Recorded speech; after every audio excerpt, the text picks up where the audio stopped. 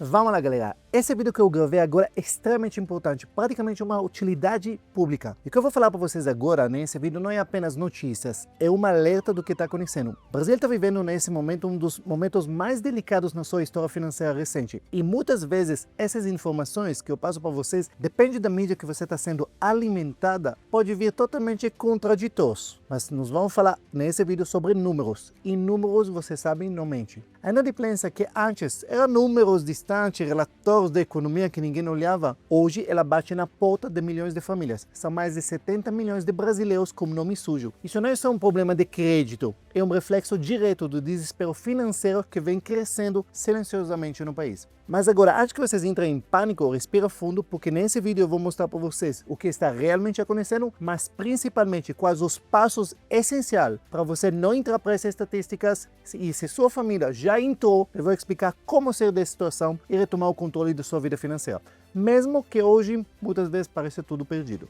Os números mostram que a corda está apertando para muita gente. 7 em cada 10 famílias brasileiras estão endividados exatamente nesse momento. Em setembro de 2025, marcou um recorde triste. A maior taxa de inadimplência na história do Brasil. Mais de 70 milhões de brasileiros estão com o nome sujo. Isso significa que, na prática, é quase metade dos brasileiros adultos, 43%, estão fora do jogo do crédito. Eles não podem financiar, não podem parcelar, não podem comprar basicamente nada sem ter dor de cabeça. De acordo com uma pesquisa de endividamento e inadimplência do consumidor, o PEIC, 30,5% das famílias estão com contas atrasadas em setembro de 2025. Esse é o maior índice medido desde 2010. E o dado mais assustador é que 13% das famílias afirmam que não têm condições nenhuma de pagar o que eles devem. Ou seja, nem é questão de quando vai pagar, mas sim simplesmente não vai pagar. Essa situação ele reflete uma crescente fragilidade financeira. E vocês podem ver isso no próprio CNC. Só para vocês entenderem a consequência. Primeira coisa, o comércio no Brasil está em queda livre. Milhões de pessoas simplesmente deixam de consumir e compram cada vez menos. E o comércio é o primeiro lugar que sente esse golpe. Só para vocês verem, o índice de confiança do empresário do comércio, o IPEC, ele caiu 5% em setembro de 2025. Isso é atingido o menor nível desde maio de 2021. Desde a pandemia. E o dado mais simbólico é que quase metade dos varejistas, 46%, eles acreditam que a economia vai continuar a piorar. Algo que nem durante a pandemia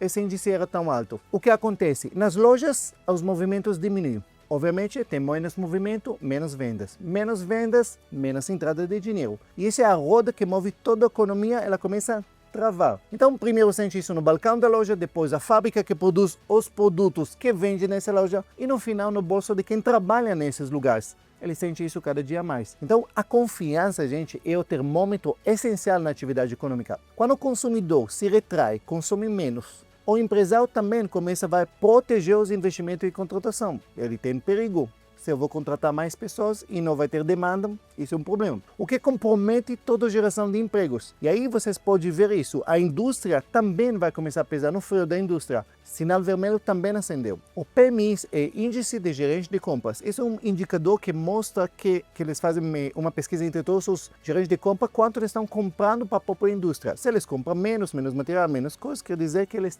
têm menos perspectiva de produzir mais. Só para vocês verem, esse índice caiu para 46,5 pontos em setembro. Isso vindo de 47,7 em agosto, quer dizer que ele está em queda. Qualquer número abaixo de 50 pontos indica retração de atividade. E esse é o menor nível em 29 meses. Isso significa que o setor que deveria estar produzindo, contratando, está na verdade cortando gastos, reduzindo e simplesmente parando aos poucos a máquina. A economia, nesse momento, literalmente está andando para trás, com uma contração mais intensa do que na época da pandemia. E a queda, obviamente, da demanda e das novas encomendas para os fabricantes brasileiros são fatores que vão contribuir para esse cenário preocupante.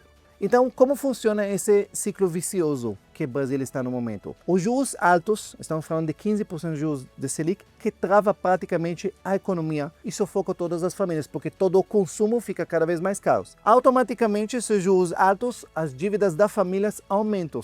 E aí o que acontece? Muitas famílias ficam inadimplentes. Se elas ficam inadimplentes, acontece que eles consomem menos e o crédito dos bancos para essas famílias e para a economia em geral ele diminui. Se o crédito diminuir, o consumo despenca. Se o consumo despenca, a indústria contrata menos, produz menos, desemprego cresce. Desemprego cresce, mais pessoas se tornando inadimplentes. Mais pessoas inadimplentes, a economia trava mais. Taxa de juros altos, mais pessoas inadimplentes, consomem menos, fábricas produzem menos. E esse é o ciclo vicioso que nós estamos no momento. É praticamente uma espiral que drena praticamente o ânimo das famílias e destrói a confiança na economia. E essa falta de confiança é veneno mais perigoso para qualquer economia. E o Brasil está bebendo desse veneno todos os dias, um dose pequeno. Então, o que vai acontecer pela frente? Se nada mudar, estamos prestes a repetir o mesmo filme de 2015 e 2016, para quem lembra, na época da Dilma. Recessão, desemprego, desespero financeiro. Na época, o crédito parecia a solução.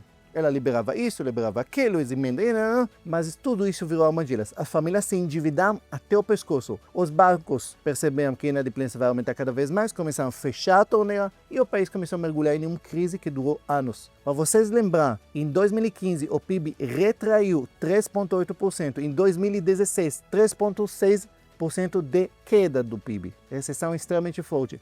Inflação 10,67 em 2015 e 8,7 em 2016. E agora, infelizmente, o roteiro é muito parecidos. Juros altos, extremamente altos, crédito escasso e o povo pagando a conta mais uma vez. E o mais preocupante é que essa crise não vem com muito barulhos, ele vem em silêncio. Ela não derruba tudo de uma vez, ela vem minando um pouco, mês após mês, conta após conta, mais um crédito aqui, mais uma liberação aqui, mais uma pessoa aqui, mais uma inadimplência aqui, e as pessoas não percebem como eles estão afundando financeiramente. Agora, depois que eu falei para você todo esse cenário alarmante, o que precisa fazer nesse cenário? Presta bem atenção. 3 passos essenciais para qualquer pessoa proteger as suas finanças e suas famílias da crise. Quando a gente fala de cenário tão desafiador, muitas vezes você se sente impotente. A economia assim, as coisas aqui, tudo muito caro, inflação, o juros, tá. Não. Existem coisas que você pode fazer, que cada um de nós pode fazer para proteger suas finanças e poder realmente atravessar essa crise e prosperar nessa crise. Então, primeira coisa, não esperar soluções mágicas. A ação individual de cada um de vocês é fundamental. Vamos começar. Primeira coisa, organização financeira. Parece óbvio, mas gente, presta bem atenção. Se você é uma pessoa confusa, se você tem suas finanças confusas, se você não sabe quanto você ganha, muito menos quanto você gasta por mês, você vai ter problemas sempre, a vida toda. Só que em momento de crises, em momento de retração, em momento de inadimplência, em momentos com taxa de juros altíssima, isso é muito mais perigoso. Então, o que precisa fazer? Primeira coisa, tem que assumir suas finanças pessoais. Saber exatamente quanto você ganha, quanto você gasta. Eu sempre recomendo para todos os meus alunos, usar planilhas é a maneira mais eficiente. Você pode usar outros aplicativos, eu gosto de planilha, enxergar as coisas, mas a primeira coisa que você tem que saber para onde seu dinheiro vai. Porque esse é o primeiro passo. No momento que você enxerga, tem muitas famílias, muitas pessoas que elas precisam otimizar para dar dívida. Presta atenção, isso não é só a palavra cortar, é otimizar. Muitas vezes você tem gastos desnecessários, gastos que pode trocar, coisas que nesse momento talvez não é necessário. Muitas vezes você tem uma lista de coisas que você poderia diminuir. Então, enxugar as contas, você só vai poder no momento que você vai enxergar todas elas. Então, o primeiro passo, assumir controle na sua vida financeira. Sem controle, em momento de crise ou momento de abundância, você vai ter problemas. Mas como estamos em um momento complicado, assumir é obrigatório. Então, primeiro passo, assume suas contas. Segunda coisa, quita suas dívidas e, obviamente, não faz novas. Parece óbvio. Pois é. Isso quer dizer o quê? Depois que você controlou a planilha, sabe quanto você gasta, quanto você ganha, não fazem novas dívidas. Não, esse não é o momento de aventurar, comprar uma nova geladeira. Não. Esse é o momento de realmente se resguardar. Se você está equilibrado, é o momento para ter reserva financeira, ter investimentos. É o ótimo momento para investir, não é o momento para gastar. Então, se você está equilibrado, perfeito. Investe, fundo de emergência, investimentos, vai fazer você ganhar muito dinheiro nesse momento e o mais importante, vai te dar paz para poder atravessar essa época. Segunda coisa, se você está endividado, bem, eu tenho dívidas, presta atenção. Um dos maiores erros que as pessoas fazem, isso a maior parte das famílias fazem quando estão endividados, eles não sabem como sair das dívidas. E sabe quando a pessoa não sabe sair da dívida, sabe o que ele faz? Ele só afunda cada vez mais. Porque a primeira regra para sair das dívidas é parar de cavar. E cada refinanciamento que você faz, cada besteira que você faz, cada novo empréstimo que você faz, só cava um buraco mais fundo na sua vida. E muitas das famílias começam com dívida pequena e ao longo dos meses transformam ela para dívida cada vez maior, e o buraco fica cada vez insustentável. O que você precisa fazer? Você tem que usar o método tudo ou nada. Esse é o método, já ensinei ele em vários vídeos. Veja esse vídeo que eu vou deixar aqui para vocês. Esse vídeo já salvou a vida de centenas de milhares de famílias. Veja esse vídeo, aprende como usar o método tudo ou nada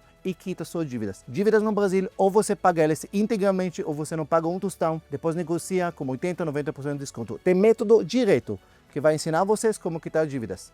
Então o momento é não fazer novas dívidas, e se você tem dívidas, quita elas. Então primeiro passo, controle. Segundo passo, quita as dívidas. Terceiro passo, você precisa, busca fontes de renda, investe em qualificação, aprende. E no mercado de trabalho incerto, diversificar suas fontes de renda é importantíssimo. Às vezes você depende de uma única fonte de renda, ela paga pouco, no ajuste, tem altos e baixos. Quando você simplesmente pensa em que você precisa outras fontes de renda, nem que elas pagam pouco, mas isso é importante porque esse pouco, você ganha 6 mil reais, 7 mil reais em um lugar, mas se você vai ganhar mais 1.000 reais, faz às vezes toda a diferença na sua família. Bem, mas o que eu posso fazer? Primeira coisa, pensa nas habilidades que você tem. Habilidade que vem da sua profissão, habilidade especial que você tem. Temos vários vídeos aqui no canal que eu ensino novas fontes de renda, veja eles, mas pense em algo que você pode monetizar. Nem que seja pouco, mas que você pode monetizar nas horas vagas, à noite, final de semana, vender alguma coisa talvez no trabalho, alguma coisa que vai te dar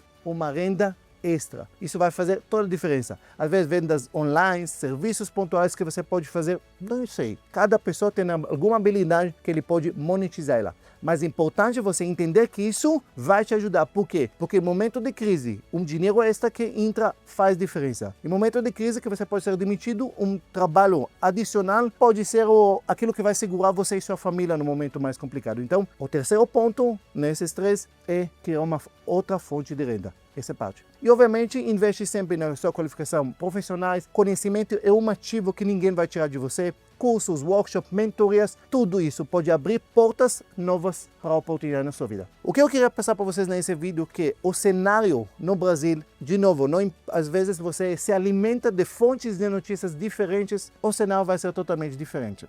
Mas os números, eles não mentem. Estatísticas não vão mentir. Então o que precisa agora? Não importa como a economia está indo, não importa qual é o nível da inadimplência ou quanto está a taxa Selic. Se você vai fazer esses três passos que eu ensinei vocês agora, controlar seus números, quitar dívidas e verificar que você ganha uma renda extra, também são três passos que podem fazer toda a diferença na sua vida e atravessar essa crise de uma maneira muito mais fácil. E para terminar, eu quero que você escreva aqui no comentário qual é a sua visão sobre a economia. Você acha que a economia está indo super bem e esse vídeo é apenas alarmante, sem fundamentos?